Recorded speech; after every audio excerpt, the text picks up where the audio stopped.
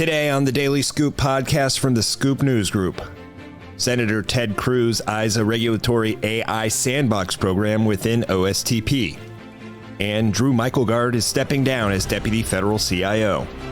It's Thursday, September 11th, 2025. Welcome to the Daily Scoop podcast, where you'll hear the latest news and trends facing government leaders. I'm the host of the Daily Scoop podcast, Billy Mitchell. Thanks so much for joining me. Now let's dive into the day's top headlines.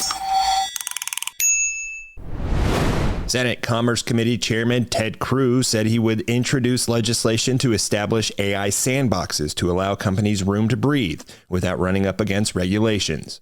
Cruz announced that proposal as well as a legislative framework for AI policy ahead of a Wednesday hearing before the Subcommittee on Science, Manufacturing, and Competitiveness on the administration's recent AI action plan. The concept of regulatory sandboxes were among the more than 90 policy recommendations outlined in that document.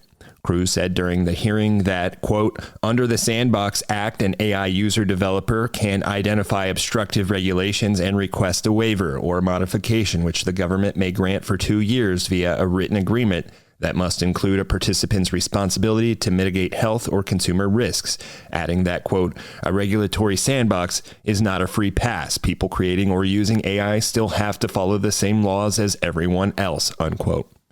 The proposal comes as President Donald Trump has taken an approach to AI that aims to clear the way for companies working on the technology.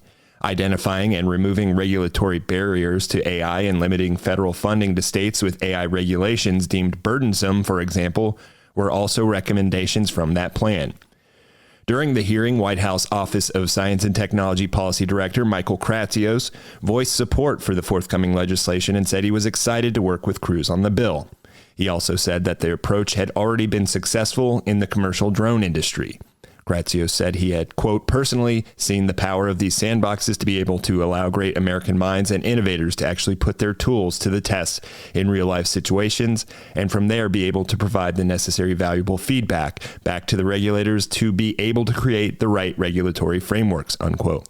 Trump signed an executive order during his first administration to create a pilot program that established sandboxes for drone operations, Kratsios said. That work, he explained, was used to help the Federal Aviation Administration develop its recently published draft drone rule. Now to other news. Drew Myklegard is stepping down from his role as Deputy Federal CIO after nearly 4 years, FedScoop has learned. Two sources with knowledge of the matter said Myklegard told colleagues on Monday that he's taking a role in the private sector and that his last day will be September 22nd. A holdover from the Biden administration, Myklegard was appointed to be Deputy Federal CIO in early 2022, after a more than 8-year stint in supporting IT operations at the Department of Veterans Affairs.